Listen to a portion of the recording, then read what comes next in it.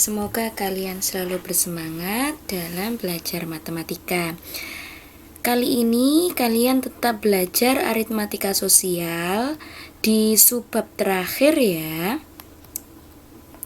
yaitu kalian mempelajari bunga tunggal. Dan Bu Ika harapkan kalian bisa menentukan besar suku bunga tunggal jika diketahui persentase bunga, lama menyimpan, dan besar tabungan yang diketahui, atau mencari salah satu dari unsur yang ditanyakan. Oke. Kemudian yang kedua, kalian Bu Ika harapkan bisa menentukan besarnya bruto, neto, dan tara. Begitu juga persentasenya. Oke, yang pertama adalah bunga tunggal. Sering kalian temui nantinya dalam kehidupanmu bahwasanya adanya pinjam-meminjam di bank, koperasi, atau tempat peminjaman kredit dan lain-lain ya.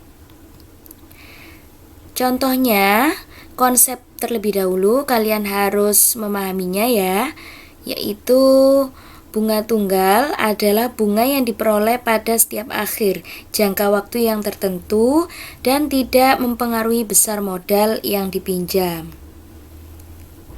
Kemudian kalau modal itu jelas sudah kalian ketahui di untung rugi kemarin, yaitu jumlah bunga tabungan, jumlah uang yang diberikan pada awal peminjaman.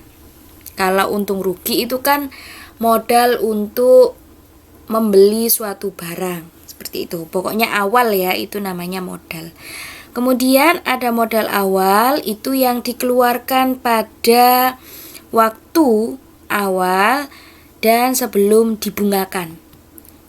Kemudian kalau modal akhir itu setelah uang ditambahkan dengan modalnya atau dibungakan.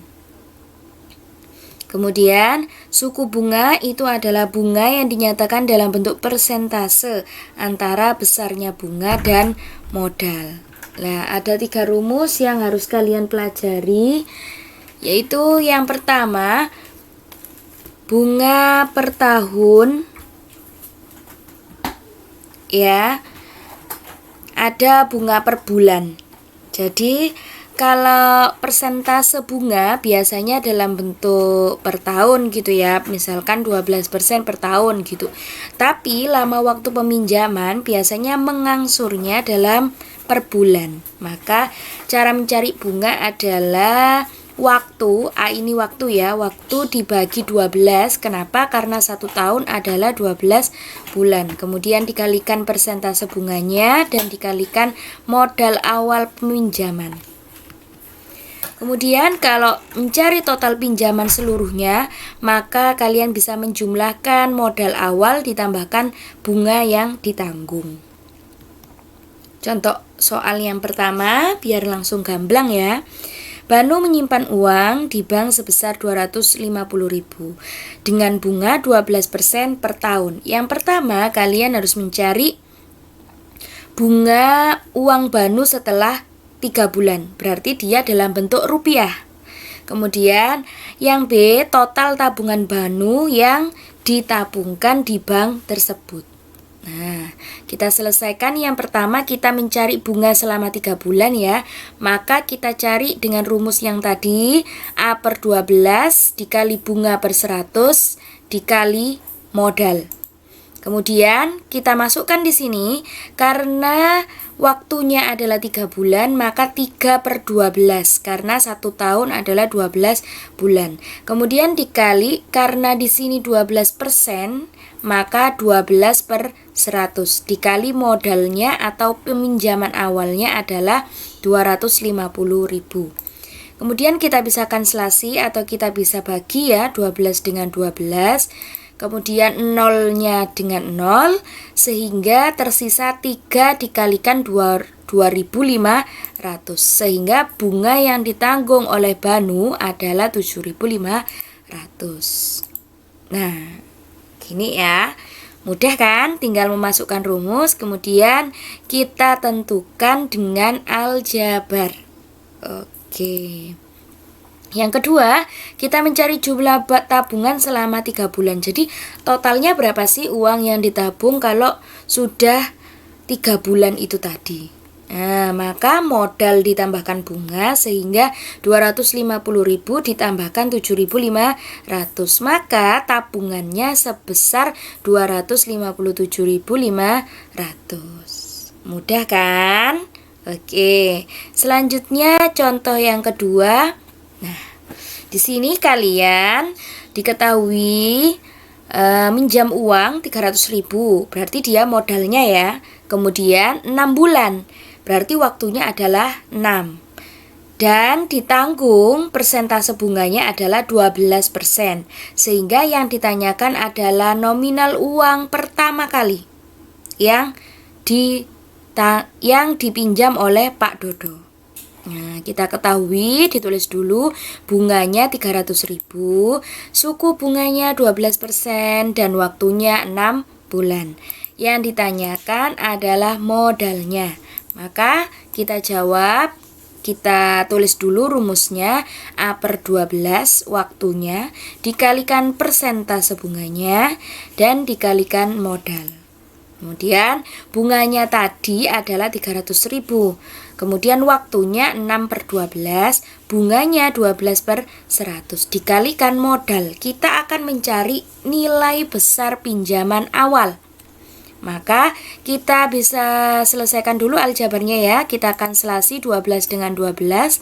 Kemudian 6 dengan 50 sama-sama kita bagi 2. Sehingga sisa 3 dan 50. Sehingga yang atas kita tinggal kalikan 3 kali modal dibagi 50. Nah, seperti ini maka kita bisa kalikan silang ya. Jadi 50-nya dikalikan 300.000, kemudian 3 dikali modal. Kita akan mencari modal, berarti kita akan memindahkan angka 3. Sehingga perkalian kita pindah ruas menjadi pembagian. Nah, sehingga kita bisa coret lagi 15 dibagi 3 adalah 5. Sehingga peminjaman awalnya yang dipinjam Pak Dodo adalah 5 juta. Bisa difahami? Iya, Bu Ika yakin kalian bisa memahaminya pelan-pelan. Next, soal yang terakhir. Pak Joko meminjam uang di koperasi sebesar 30 juta. Setelah sekian bulan, uang tersebut berbunga, sehingga uangnya di koperasi menjadi 33.600.000. Jika bunga yang diterapkan dalam koperasi tadi 24%, berapa lama uang yang harus dikembalikan oleh Pak Joko tadi? Nah, kita tulis ya, diketahui terlebih dahulu bunganya. Karena bunganya ada modal akhir dan awal, maka kita kurangi ya.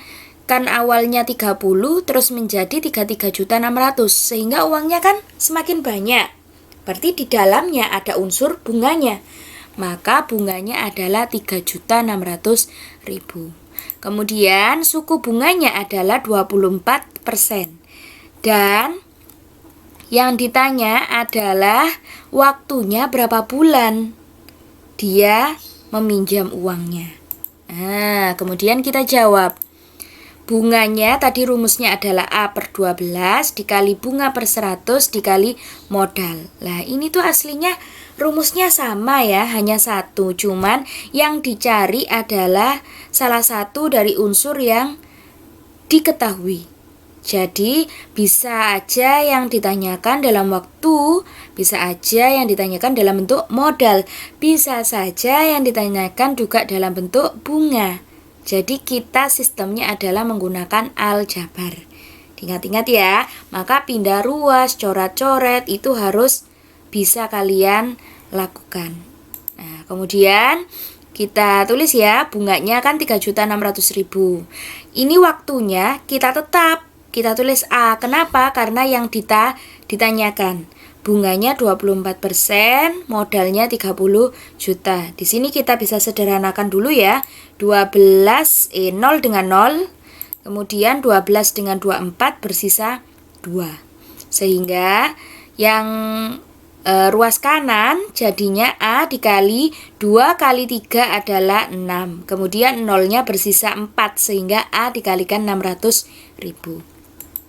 Kalau kita cari A, maka kita akan memindahkan 600. Perkalian kita pindahkan ruas menjadi pembagian. Nah, sehingga kita bisa coret nolnya sama-sama 5 ya. Dan sisa 36 dibagi 6. Sehingga lama waktu Pak Joko meminjam uang adalah 6 bulan. Jadi selama 6 bulan Pak Joko harus mengembalikan uangnya sebesar 33.600.000 karena dikenakan bunga sebesar 3.600.000. Begitu ya. Jadi sistem aljabarnya jangan dilupakan sehingga kalian bisa mencari unsur mana yang ditanyakan. Selanjutnya subbab terakhir yaitu bruto, neto, dan tara. Nah, kalian sering kan membeli produk-produk yang berkemasan. Nah, di situ biasanya kalau bruto, neto, tara tertera pada kemasannya. Ya, kalau kalian lihat di sini ada karung beras, isinya adalah beras sama karungnya. Kalau mana yang dinyatakan bruto, neto, dan tara? Nah, jadi yang dinyatakan sebagai bruto itu adalah berat kotor atau berat seluruhnya antara karung dan isinya. Nah, kalau yang karungnya saja ya, nah ini dinamakan tara. Jadi bungkus setok dinamakan tara. Kemudian kalau isinya doang, nah itu dinamakan neto, berasnya isi netok. Nah, biasanya kan kalian beli jajan juga ada tulisannya neto berapa gram atau berapa kilogram lah, itu isi neto. Jadi neto itu adalah berat bersih. Kalau bruto berat kotor atau berat keseluruhan. Nah, rumus persentasenya kalian bisa tulis ya. Ini ada persentase tara, ada jadi persentase tara itu tara dibagi bruto dikali 100%. Nah, kalau bruto berarti neto dibagi 100% dikurangi persentase tara. Nah, jadi yang Bu Ika sarankan ini hanya yang pertama saja. Nah, kalau persentase tara itu tara per bruto, kalau persentase neto berarti neto per bruto. Begitu saja. Untuk yang kedua dan ketiga ini hanya aplikasinya saja. Tuh. Contoh soal. Nah, sebuah kotak buah berisi apel tertulis brutonya 20 kilo, netonya 18 kilo. Berarti cari persentase taranya. Tinggal kita masukkan rumusnya tadi. Kita cari taranya dulu ya. Dari bruto dikurangi neto sehingga taranya adalah 2 kg. Sehingga persentase taranya adalah 2 per 20 dikali 100%. Jadi persentase taranya adalah 10%. Oke. Kalau gitu Bu Ika kasih tugas hanya 5 soal saja. Ini soalnya sama dengan yang dijelaskan Bu Ika. Jadi Bu Ika harapkan kalian bisa mengerjakan dengan cara yang lengkap seperti yang Bu Ika contohkan tadi. Di bukumu dituliskan nama dan kelas. Jadi tulis dulu identitasmu, nama, kelas, kemudian kamu jawab soalnya. Ya. Kalau sudah kalian foto dan upload di kolom berikut ini. Di formnya nanti. Oke, semoga sukses untuk kalian. Jangan lupa selalu belajar, jangan menyerah. Kalau ada pertanyaan bisa di grup kelas. Wassalamualaikum warahmatullahi wabarakatuh.